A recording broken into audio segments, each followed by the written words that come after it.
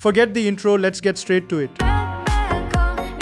These are the tech world's starter flicks. They look good enough to get you in the door, holding your games and your photos, but you'll feel the lag about 3 to 5 years later when you hear the click of death and lose everything. They start at around $60 for a couple of terabytes. It's the same moving mechanical platters they've been using since the 90s, spinning at 7200 RPM. Perfect for dumping your World of Warcraft screenshots and pretending you have your digital life together. But the reality check, they vibrate on your desk, they overheat, and they'll drop dead from waist height. Don't do it. We got a #1 victory, Roy. This is the okay, I actually get it now moment. This is where data storage finally clicks and you understand why people pay up. NVMe SSDs range from $100 to a few $100 for a solid 4 terabytes. That price jump buys you read-write speeds that make level 1 hard drives feel like dial-up internet you rented for a weekend. I know so many people who jumped to an M2 SSD and never looked back. But here's the catch, even these degrade over time.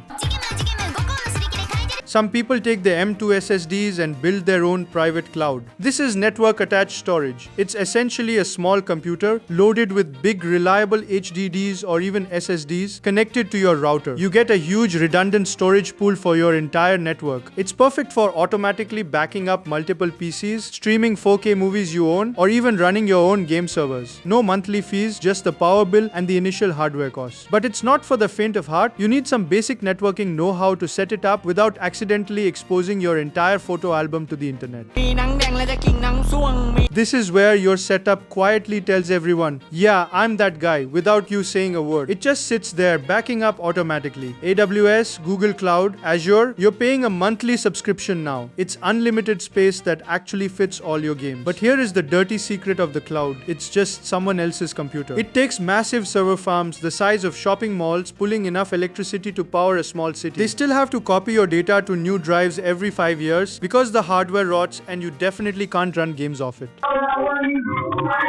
Level 4 isn't really for your gaming library. It's for the massive banks and movie studios in the back getting their archives secured, like a 5-star spa. You can fit 18 terabytes on a single cartridge, and it uses zero electricity while sitting on a shelf.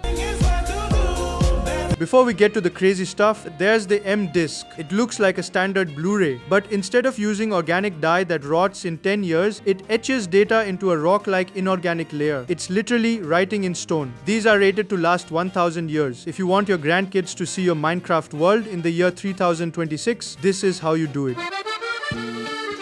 A test tube says, hold my Red Bull, and turns everything into a menace to society. We're talking about storing data in actual synthetic DNA, exabytes of data in a single sugar cube. It's the ultimate storage flex. You're paying for hand-built organic molecules, basically the limited drop skin of the automotive world. DNA storage is for people who want to flex on the laws of biology, but it's currently too slow and too expensive for normal use.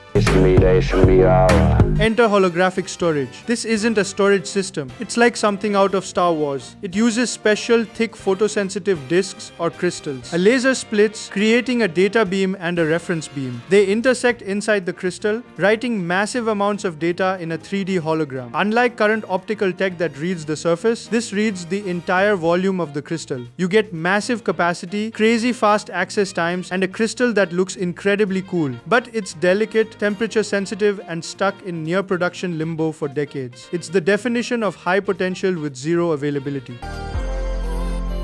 Project Silica gets its own tier because of its 10,000-year lifespan and a Microsoft research price tag. It's a piece of fused quartz glass that became the ultimate. I don't care what the elements do flex. It weighs about as much as a drink coaster. They use a femtosecond laser, the same one used for eye surgery, to shoot microscopic pulses of light into the glass, carving 3D pixels called voxels into the crystal. It's 5-dimensional data storage. Why do people love it? Because nothing else says, I could have backed up anywhere, but I chose the one that can survive a literal war zone.